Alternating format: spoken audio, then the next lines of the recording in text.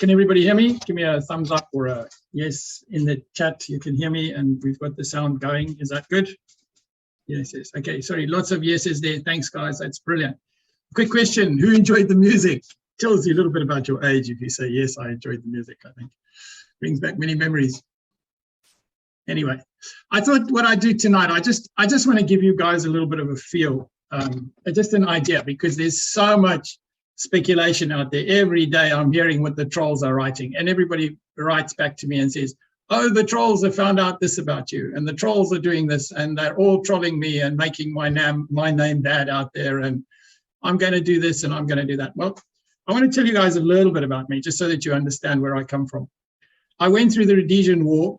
I was born in South Africa, and I lived through the Rhodesian War. I was part of that war. And then when Rhodesia shut down, I left Rhodesia before it became Zimbabwe, and I went to South Africa. And again, I was roped into what happened in South Africa as well. And I lived through that as well. So I was at the age when we could be regarded as cannon fodder. So there's a lot of experience from the legal and law there. But the biggest thing, I think, which is relative to this, is in the 1990s, the banks were, early 1990s, the banks were really ripping off people with interest rates.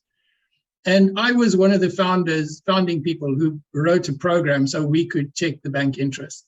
And I took literally every single bank in South Africa on behalf of individuals to court to sort out their interest. And we never lost a single case, not one case, because the banks knew they had overcharged on the interest rates. And some banks were worse than other banks, some branches were worse than other branches, but we would take a person's overdraft facility and we would put it, those days the computers were just starting up, and we would put that person's overdraft facility, the individual's overdraft facility, through our computers to recalculate the interest over a 10-year period. And if you had in those days an overdraft of around 100,000 Rand, it's not a lot of money in today's day, but in those days, if you had an overdraft of about 100,000 Rand for a year, for 10 years, we actually recovered in excess. We would recover anything from 120 to nearly 180,000 over that period of time. So we'd wipe out your overdraft for you just on the interest. And I had one situation where a farmer said to me, they've got permission to auction my farm. I don't know what I'm going to do. And we had 3 days. And I said to him, look, just get me your statements. And we put them through the computers. We did about 12 years of statements. And we found that the interest that he had an overdraft of nearly $1 million. He had a massive farm. And the overdraft was 1.5 times, the interest error calculation, because it's cumulative, was 1.5 times the value of the overdraft that he'd been taken to court for. And we went to, I'll never forget this, we asked for an injunction in Adderley Street in the Supreme Court. We went into the Supreme Court. We went through the figures with the judge, and we asked the judge to stay the sale of the farm. And he issued an order at 4 o'clock that afternoon. And I remember this so clearly. And the farmer said to me, when we got this, he said, let's find that. I said, no, let everybody come to this thing. Just leave it. We're going to serve this on the bank at the auction. And of course, early the morning, 9 o'clock the next morning, all the cars are coming in and everybody's coming to the auction and everybody's there. And the bank's representative gets up on the stage and starts talking about the auction. And I say to him, wait, I just got this paper I want to serve on you, and I serve this paper on you. And, you guys are saying we're doing this for money. Honestly, it's not for us. Yes, we're hoping to get paid out of it. We're not saying we're not going to get paid, because we have to put in a lot of time and effort into it. But that, to me, it's the project that counts. And if we can, we're up against, I was going through the figures just now, just to give everybody an idea. Think of this for 1 minute. Just think of the magnitude of what's happening here. We've got probably 220 to 250,000 investors. That's the figures that I've heard. I'm not 100% sure of them, but that's the figures that I've heard.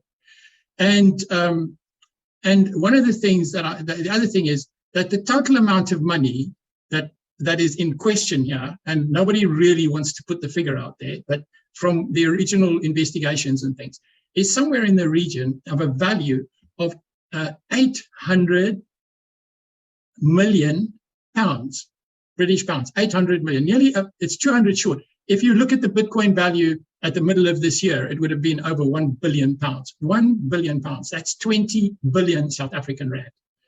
And here we are And somebody did a calculation and said, oh, you're going to make lots of money. Why should the solicitors be paid and this and this? Well, guys, think of it from your perspective. What are you putting in? And I worked it out the other day. If you put in that 50, somebody said, oh, this is going to cost me 50 Rand a month to keep this going, and while I'm part of what's going on until this thing is resolved. Well, two things here. The sooner we have sufficient backing, the stronger we are as a group, the more we can push to get this thing resolved. And the more we have this infighting of trying to get everybody pushed down and get everybody to just look at all the negatives and everything else that's going on, the more we do that, and the more we infight with each other, the less chance we have of having a concerted front as investors. And honestly, for you as an individual, the only question you have to ask yourself, and you have to ask yourself this, you're going to be in this. I'm not going to even try and tell you. Look, we hope we can do it in a year. We hope, because the first year is already gone. We hope. And we will do everything in our power. And we're going to be very transparent with everybody. And we've got people like Anton Lee on the board already. And we are going to get more people onto the GetaQuid board. We were looking for nominations for the GetaQuid board. We will see how we put that together. We're going to ask major solicitor firms to come onto the GetaQuid board as well to supervise the distribution of the funds that we collect in GetaQuid to do the work. But it's to do the work. That's what that money is for, and that's why it's a non-profit organization. GetaQuid is a registered non-profit organization. It's not allowed to make profit. And yes. Yeah. May I just mention something, and you can tell me if I'm correct or not. Like you said now, everybody says they're getting paid out of the funds that's been recovered or whatever. As far as I understand, the liquidators and the liquidators, advocates and lawyers are getting paid through that. Yes. All the other teams, Henry Selzer, the Marks, we as GetaQuid, Henry Honeyball, all those guys has their own team, and they raise funds for themselves, for their teams. Correct. It's not getting paid out of our Bitcoin in MTI. That's correct. Absolutely correct. Absolutely correct. That is absolutely correct. And the other thing too is the reason I want investors like yourself, Anton, people like you, on that board of GetaQuid, is to not have any questions about what we're doing, because we have to be transparent, and I want to be transparent, and that's what the whole thing is about. And the fees and funds and everything else that goes through GetaQuid is eventually going to be published anyway, because it needs to be published, because it's a charity that's registered. It's registered like a charity, similar to a charity in the UK. So that's why. And the thing is, the Marxes and the liquidators and all these other people who have side issues, including the Reserve Bank of South Africa, including the Receiver of Revenue of South Africa, have got massive funds to try and do what they can to take hold of these investments, this £800 million. Okay, so you can work out for yourself times 20 in Rand. That is a massive amount of money. So they're all pushing to get some sort of foothold in this. And what we are trying to do, and this is the objective I stated before, our objective, we only have one objective. We must do everything in our power to form a concerted front to be able to take these guys on and to protect the investor. That's what it's about. And if we don't have funding and support, we cannot protect you as an investor. That's the way it's going to work. It really is going to work. And if you think about it, if everybody who's an investor donates just £1 a month, that's £12 a year, then we would have more than sufficient funds to be a really serious voice in getting our money back, because everybody is behind us.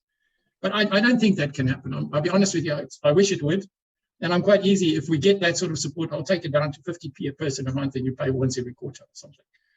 But we have to try, we really have to try to get together and form a coalition of people and work together to get this money back. Because if we don't form a coalition across the board amongst all the investors, guys, we're just going to be fighting and trolling each other all the time. And then the only people who get any benefit out of that is the trolls, because they come up with these fantastic ideas and things that they talk rubbish about all the time. I'm not a perfect guy. I've got lots of skeletons in my closet. I agree with that. But the one thing I've never done is I've never put anybody down. I don't put people down. I do with if I go back to the amount of farmers that drove from the middle of the Cape all the way down to Cape Town, and even from as far as Johannesburg, to bring me presents because of what we'd done with their bank interest. And it wasn't so much, yes, I got paid for it. I wasn't going to do the work for nothing. I had to run computers and staff, and I had solicitors, and we had to be able to get advocates to go into the Supreme Court to help those people. We had to do that. So there had to be funds that came in. But in the end, we managed it. We never lost a single case. Every time we decided that that needed to be taken to court, we won it. We never lost a case in the High Court in South Africa. In all those, it was about 3 years that I did that, till eventually the banks started having their own teams to pay it out because they had too many problems dealing with people who then got onto the wagon and started doing it. But up until that time, there was no computer program that could actually do that. And I was one of the first people. There was someone else who'd also written one. There was a guy in Pretoria who'd also written one. But we were the first people who did that. So there's a lot of background there that I can use in this, understanding how the law works. I'm not a lawyer. I'm not a solicitor. I'm just a businessman. I know a lot about these things, and I've been through the mill with this, and I've stood in the court in Adderley Street a number of times. But our software was 100% solid. The banks couldn't touch us. Okay. All right. Okay. So what we said we were going to talk about. Let's just stop there. Is there? Does anybody have anything specific in the Q&A? Is there anything that's come up? Yolanda, do you want to throw something at us at this stage of the game? Is there anything specific I need to deal with right now? There is, they ask if Advocate Hendrik van Staden is still part of the journey, things like that. Unfortunately, I cannot find the Q&As to answer it. So our questions and answers that we had yesterday, I only see the chat. Okay. All right. I'll just answer that question. Advocate Hendrik van Staden is on our legal team, and he's very much behind this initiative. Originally, Hendrik and I worked together with a provisional liquidation, and he was very much involved in telling us what was right, and the way when we had questions and things and explaining the law to us.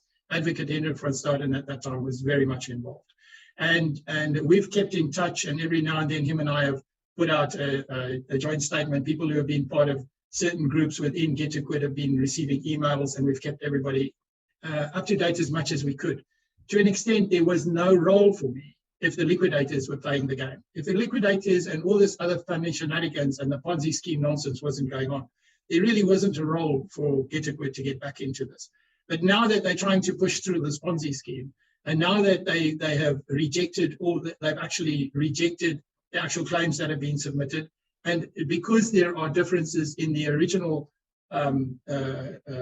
claims which people had, in other words, actual differences in what they had on their accounts and what is being shown to them at the moment, there is a real necessity for us to have a legal representative for the investors. And that's what we want to be. We want to be a legal representative in South Africa for the investors. And that will be done through our solicitors, the solicitor and obviously the appointed advocate as well. And that is Hendrik van Staden. Does that answer that question adequately? Yes, there are other questions. Let me just have a look.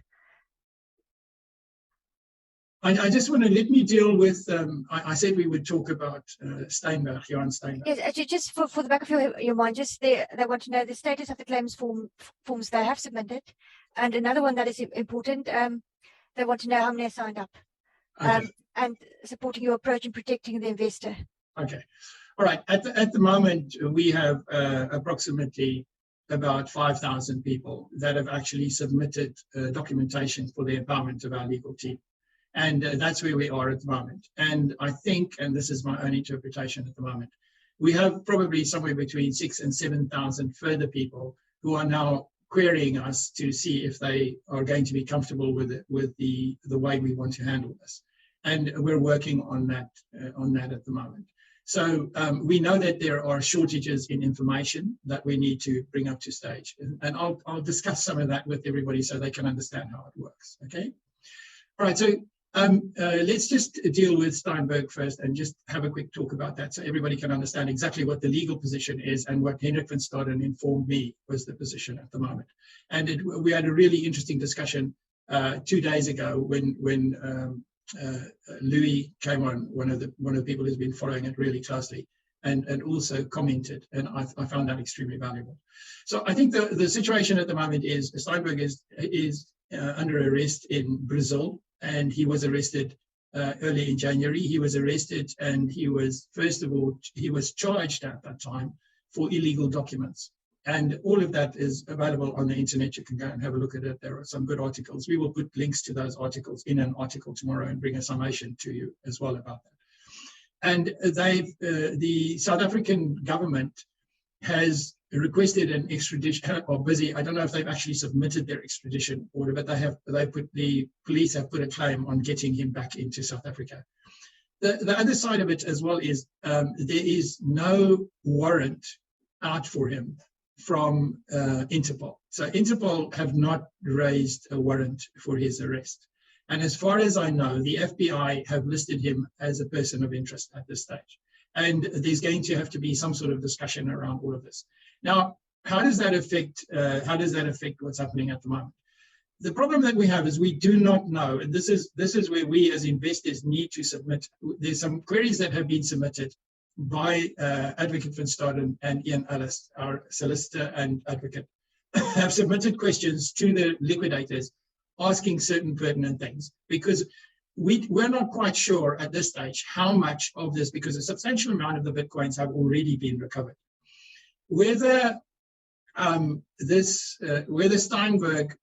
obviously also has access to certain of the Bitcoin, or had access to certain of the Bitcoin, but we're not fully in the picture at the moment, and the liquidators haven't disclosed this information. They have talked about, from what I understand, there was a total investment of around 39,000, between 29 and 39,000. We're not exactly sure, Bitcoin at the time that MTI was liquidated. At the moment, there is another pot of 8,000. At the time that we were working with this, we had tracked around 12 to 15,000 Bitcoin already. So we were over the halfway mark with the total asset value of what everybody had put in. But we need to get the information, the current information, from the liquidators themselves, which I'm sure they will eventually supply. None of that information is in the interim report, which we reported on last night. So that information hasn't come through yet. Now, the status of what happens with Johan Steynberg, I think Johan Steynberg is a side issue if you really look at it. We're mainly interested in getting back the Bitcoin for the investors. And he was running the company, the MTI, the company, Mirror Trading International, was a company, and the Bitcoin was assigned to that. And he was the director, managing director, CEO. Some people refer to him as the CEO of that company. Obviously, he had his fingers in the pie, and he'll have to give answers to what he took away or what he has liquidated. But at this stage of the game, the focus is the actual company and the assets of the company. And obviously, there will be a lot of questions about what he can still bring to the party. And we just have to wait and see, once he's brought into South Africa, what will happen after that.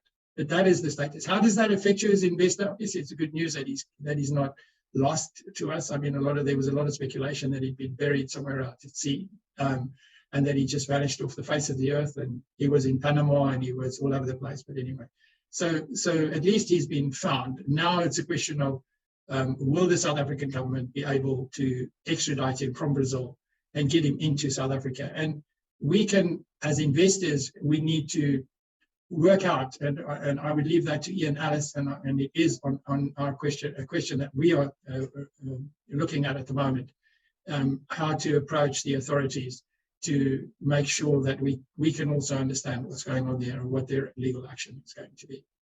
And that's all right. I just want to, I think that's about as much as we can give you at this stage of the game. We are updating this information, and we'll keep you updated on that information about Steynberg. I think the only thing that is actually relevant at this stage of the game is that it sounds as if, and this is really important, and this is where my fear lies, it sounds as if the South African government, if they act, will have the main claim on getting him back.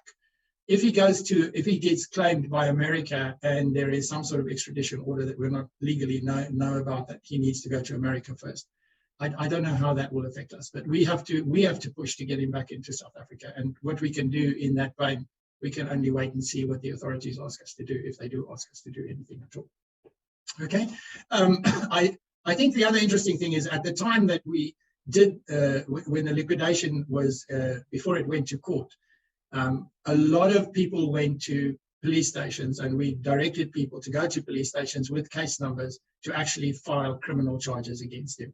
So that, but I don't know if the police have put that together and followed through on that. We need to get an answer from them about that. Okay, all right. What I want to do is I'm going to ask.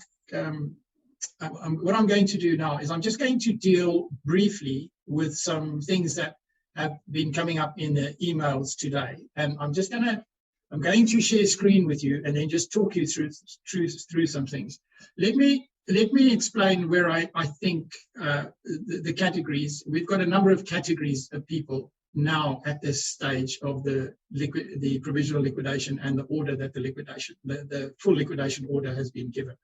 And at this stage, there are a number of people. There are people who have submitted their claims directly to the liquidators. They have submitted their claims to the liquidators, and they've done everything the liquidators wanted them to do. So let us call them as our class 1 people, those people. And the question is, what should they do now? Now, please, I am going to tell you what I think, and we will follow that up with actual scenario plans for each one of you. And you can obviously either use us in that scenario plan, or you can use a solicitor, an outside solicitor in that scenario plan. So there are people who have submitted their claims directly to the liquidators, their information and claims to the liquidators. And at this stage of the game, I'm sort of the opinion that that's not looking very good at the moment, because from what we've heard, it's not going well with that interaction, and there's no proper structure there from the liquidators. That's just an opinion from what I've seen and the questions that we've had. The second type of scenario is where somebody's asked somebody else to submit their claim. Now, they've either signed, and everybody is in the same place here, everybody is in the same place as to the allocation of their claim and powers of attorney. And that, there's a lot of questions about that, because there is, we've heard that there has been some fraudulent work amongst those powers of attorney, and there are questions about that. Okay, but we will get to the bottom of that for the people that are with us, people who will sign up to GetaQuid, to help us to get to the bottom of these things. So that's the second one. The second one is somebody else submitted your claim for you, you sent your stuff to them, and they submitted your claim for you. And then there's a third party, and that's the people, because we got a little bit involved in this in around September, somewhere around there, towards the middle to the end of last year. We got involved, and we asked everybody that we knew to submit their claims to Hendrik, Advocate Hendrik van Staden and his team. And there are a number of people who did that and gave him and his team the power of attorney to act on their behalf. And then there's the last lot, and that's the lot that have done nothing. They haven't submitted anything yet. Okay, now I just want to tell everybody, nobody's lost. Okay, so I really want to say this, and I do believe it from the bottom of my heart, that if we work together as a team, if we join forces as investors, we can move mountains to get these investments back. But if we are going to be sitting around trolling and beating each other over the head, that's what we'll be doing when we lose everything. We have to get together and work together. And the more we work together, the more we can form a concerted effort. I'm talking about nationally and internationally. The more chance we have of getting to the bottom of this and to being a real force in this. Okay. All right. So I want to say to you. All right. So the first lot, everybody is covered by the following thing. Okay. You will need to, and we will when we lay out the scenarios, we will tell everybody. We will need to give empowerment to the person we trust to drive our claim. Now, whether the extent of the documentation required for that will depend on the circumstances of each one of those categories. And that person will be, so we want to appoint an overseer on your claim. That's the way we would like to go. So whether you submitted it to Invest Trust, or you submitted it to another liquidator, or you submitted it through another lawyer, what we want to do is get an appointment to be the supervisor on your claim, to act on your behalf. for your claim, and then have a concerted drive to get that claim through the process and act in terms of what you already established. It might mean that because the liquidators rejected the claims that we might have to resubmit certain claims, but we've got to get all of that documentation onto a system where we can manage it effectively, because the administrative process of managing that, if it's not electronic, is an absolute flippant nightmare. You can imagine having 12,000 files in your office, and you can't at the click of a button see how many people have signed Form F15. Now you have to go through those files to do it. How are you ever going to get to the bottom of that? You need to know who has signed Form F15. By the way, Form 15 doesn't exist, but it's an example. Okay, so what we've done is we've developed we've adapting. We've done the adaptions. Started working on them last week. We're adapting a process which we've got, which is called the Cox System, which puts together into a single electronic file all the information on one individual, and that can be managed at different levels and different tiers. And the other thing too is that you, as the investor, can download an app which we've got on the App Store already. You can, when you've got your logins, you can claim your profile on your handheld device, and then you can interact directly with us. And we build on your profile, and you build your documents on your profile, and your documents are visible on your profile. It's an absolutely amazing piece of kit. And we've got a lot of companies that are using it now. It's used for human resources, it's used for security, it's used by solicitors.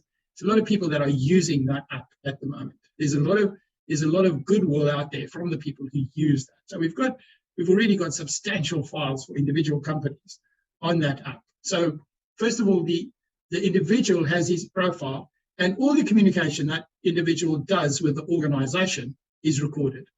Now you can imagine at the moment, you send an email, or you send a WhatsApp, or you send a text message, or you send this, it's all over the place. And then you've got to try to get it to a specific file. With this thing in your hand, with this phone in your hand, what you send to head office and what head office sends to you, it's all recorded in one place, and you can see all your communications.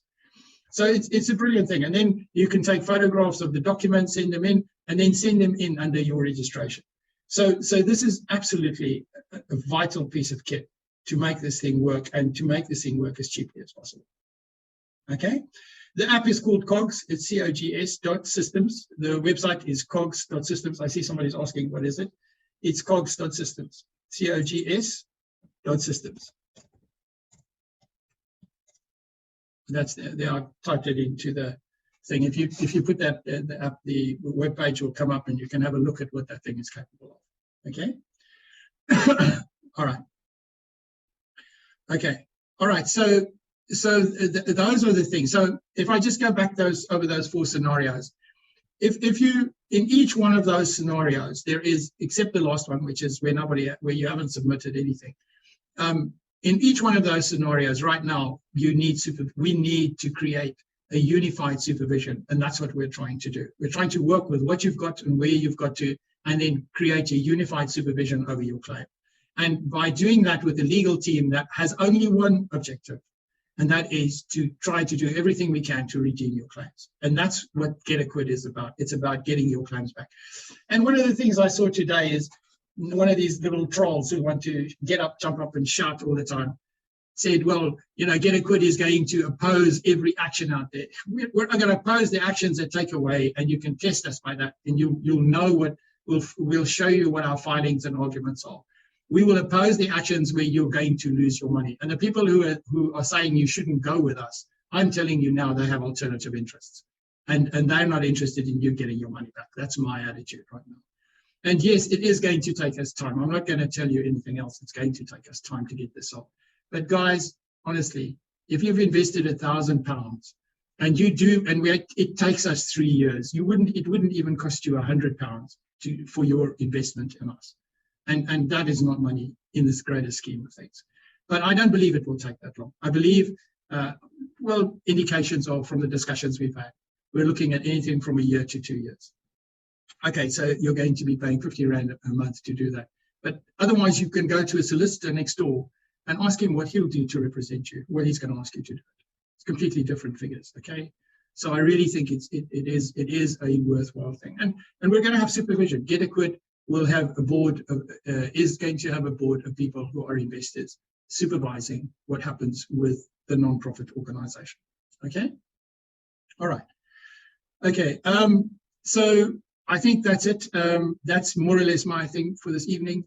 Anton, is there anything there that's unclear? I think what I want to do is I just want to go through the subscription so everybody knows what the subscription is. Okay. So let me just take you through that. If you, the subscription is a £1 signing on fee. And at this stage, that £1 signing on fee is to cover your first month and to get you on board. Okay, that's the £1. And then after that, depending on the tier of your investment, there's a different amount. Okay, and it starts at £2.50. Now, we had to have a common denominator currency, which can work internationally as well.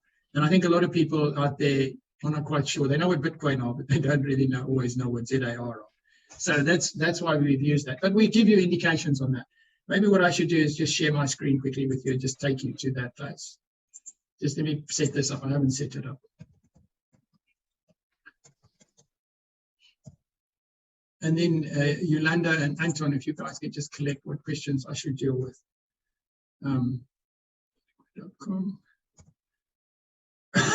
Okay. So I'm going to share my screen now with you. All right. So this is where we are at the moment. This is our website, and there are still some changes and updates that need to happen. We put this at the top here. Here's the subscription page.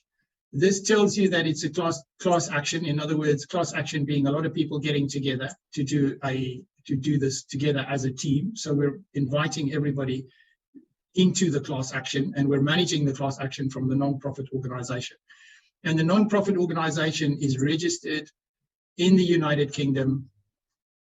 Down here on the contact page, you can go and check that there's the company details, and you can see its address in the UK. And that is a limited company, and it's registered as a company limited by guarantee, which in the UK is it's used for charities and things like that. This type of organization is used for charities, and they're not allowed to make profits. Okay, the company is not allowed to make any profits.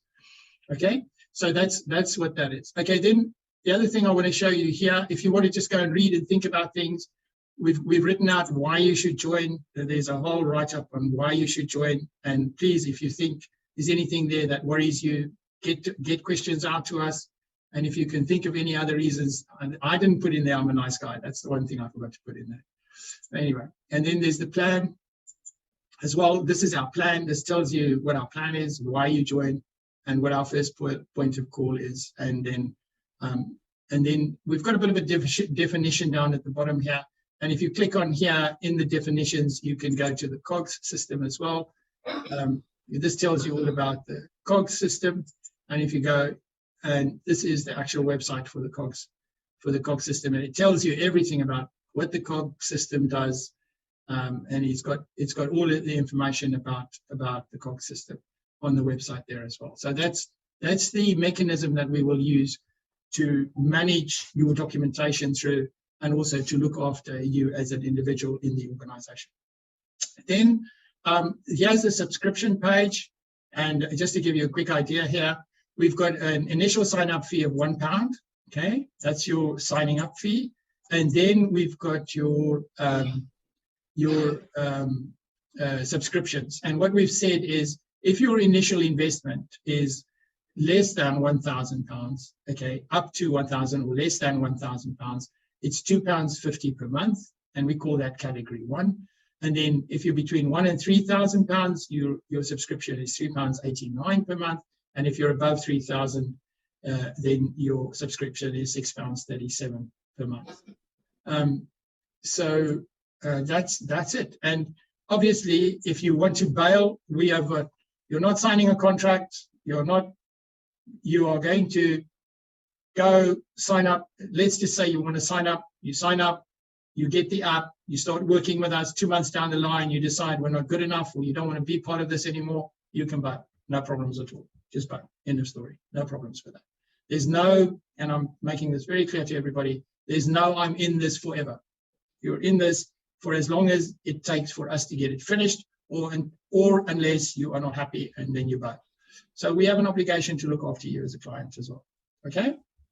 All right. Is there any questions that I need to field on that, Yolanda?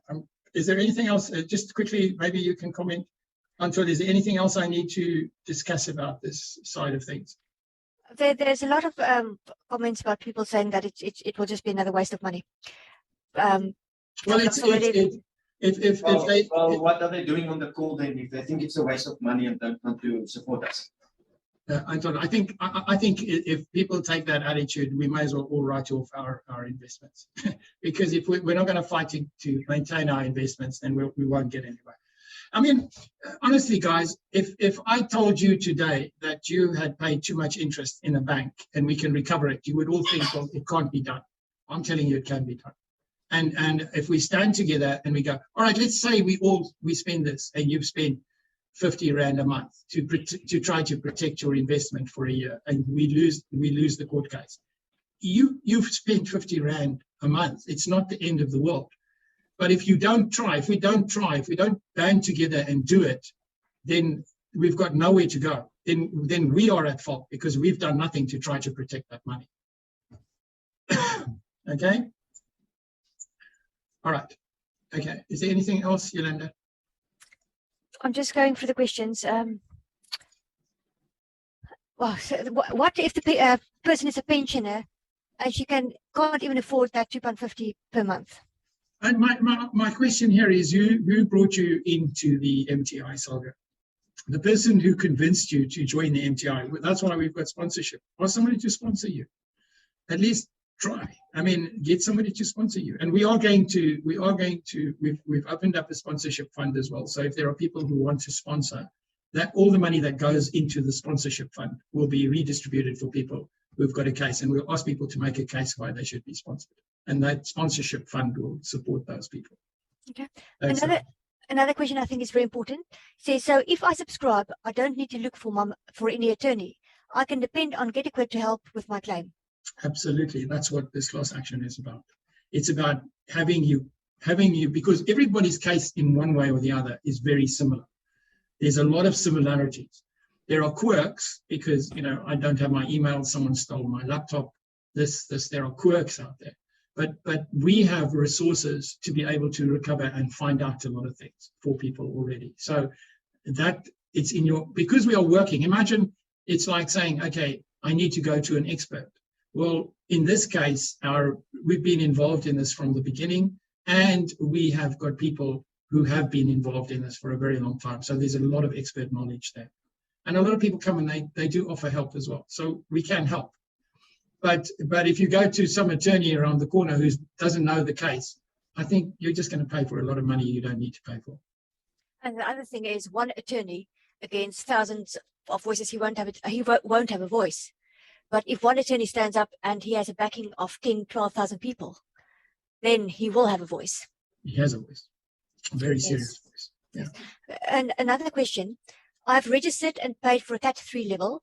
Will I be able to utilize this one subscription for my wife and several friends who were also investors?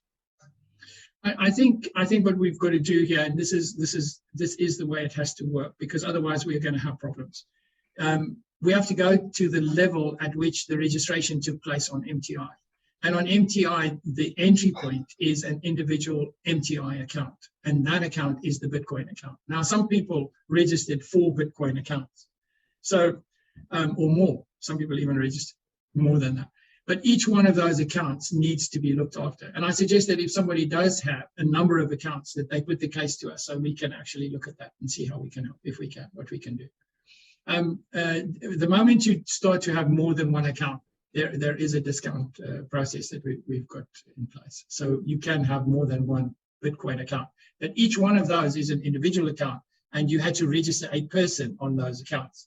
Now, in the end, we would need an empowerment for you to have disclosure of the documents if you are registering for a separate individual, because of Copy Act and GDPR and those sort of things. So we'd have to look at the legal side of how we cover that.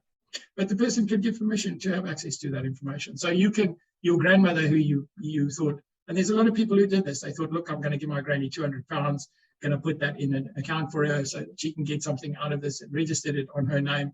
And that was done by the son or the grandson. And they did that for their parents or something like that. But that is an individual's account, and it has to be dealt with on the basis of an individual's account. And we've got to look after the terms of the law as far as that is concerned. Now, that grandmother is never going to sort it out on her own. She's going to need the grandson or the son to sort that out to get that money back. And we realize that, but we've got to work out how that's going to be dealt with in terms of the legal side. Is that correct, Yolanda? Do you agree with that? Yes, I do agree. Okay. Another question is, I went to the Cox System page and there are so many topics. Which one must I click? So what I've navigated as well to get to the inquiry forms and things. It is confusing. So one, there will be links that's easier to navigate. That needs to be done. And there will be, I think, a link page or a drop-down menu where you can submit your questions as well and submit the claim. So that it's all on one page, so you do not have to scroll about to find the correct link to use. Okay. All right. Okay, so any other questions? Anton, from your side, have you got anything we should be dealing with here? Not at this stage, Chris. I'm just trying to keep up with the messages as I'm replying everyone. Then just another thing on the board members. We still need suggestion on board members, and I would just like to make a suggestion. Do we have an idea how many members from what countries?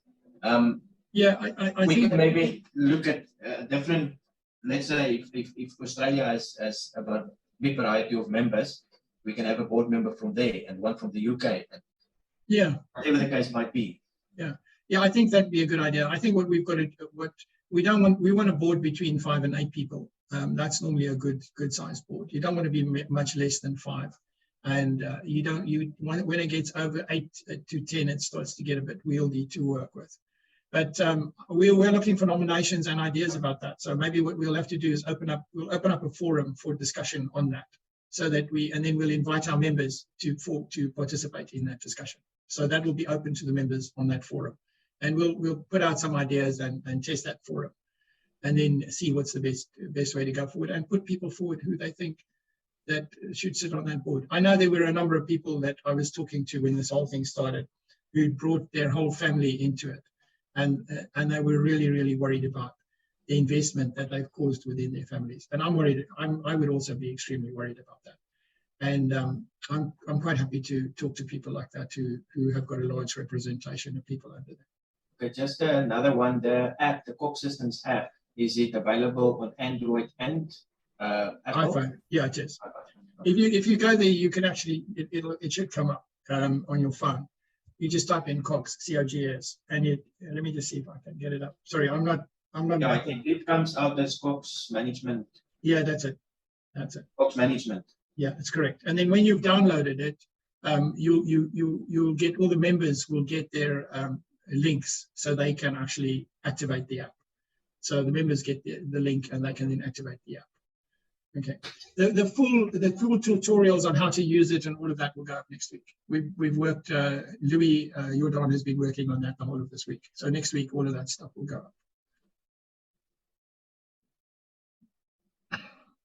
Okay, so let me tell. There's this question about some people took out BTC, put money back, and all the rest of that. It's really just make 2 columns and add them up. So you make a column of all the Bitcoin you put in. Just make a column of all the Bitcoin you put in, and then make a column of the Bitcoin you took out. And then, yeah, that's it. Cox Management. Perfect. Yeah. Great. That's on the Android. Yeah. Great. I don't have an Apple, so I can't show you. But yeah, that's it. That's it. That's the Cox Management System. That's it. Chris, I just want to ask, there's another question. Somebody said they only have a debit card, not a credit card, so they can't join the system. It says credit card on the app itself, but you can use a debit card and a credit card. Yeah, it's not limited to a credit card only. It's not limited to a credit card. That's right. No, it'll work with, as far as I know, it works with any card. If it doesn't, let us know. And if you try and it doesn't work, get back to us and we'll find out what's going on. I've also said what we'll do next week is we'll put PayPal on there as well, so people can pay by PayPal if they want to. The only reason we haven't, and I'd say this, is, guys, PayPal is very expensive. It's like it's like 3.7 to 4% of every bit of money you get in, and it starts, that sort of stuff really starts to add up in the end. But I think we'll put it up and see how it goes, how many people want to use it, and to help people as well, so that they've got more comfort. We'll put it up next week. Okay. How do you pay these fees if you don't have a bank account? Yeah, you can pay through PayPal. I'm not sure how we do Luno. I must find out about that. But you can get a beneficiary. You can get someone else to do it for you. That's no problem. You can do that. You can be the registered owner of that account, and then someone else can put their debit card or credit card onto the account on your behalf. There's no problem doing that. Yolanda, we're not hearing you. Sound. Sorry, there's a question, but I think you've answered that already. Somebody asked, Chris, how much money did you lose in this? What is your motivation? But you've asked the motivation question already, I think. Yeah, guys, I'm not, I wasn't a big investor. I got into this at the beginning of towards the end. I actually signed up in November, and you all know this thing went belly up in December. And I had put in around £500 at the time, but a lot of my friends had put in a lot of money. And that's one of the reasons I'm involved in this, because they keep asking me, and everybody asks me. And there's a lot of people who come to me and want me to help out. I'm not going to tell you and lie about it. My investment in this project is £500. And I'll tell you something else, okay? To show you my commitment, I'll tell you what, in the December time period, you can go back to that time period. I spent in excess of £3,000, which I never recovered from what we did at that stage. And at the moment, I'm in a big negative as well. I've been working on this again for nearly 2 to 3 months. We've spent money with the programming to change the programming and the Cogs as well. And if you guys know what it costs to send out emails, we've sent out, over the last 5 days, we've sent out nearly 70,000 emails to talk to people. And we are answering every single day. You can think how many emails we are answering every day. Just from 3 o'clock this afternoon to when just before we started, it was nearly 350 emails just in that short period of time. And somebody has to answer them. Somebody has to sit down and answer those emails and write them. We're not getting to all of them, and I am saying that. We need to get the staff to be able to help you people. And that's what the funding is about. It's part of that administration process. Okay, any other questions? Shall we wrap it up for the evening? Everybody wants to go away and have a beer.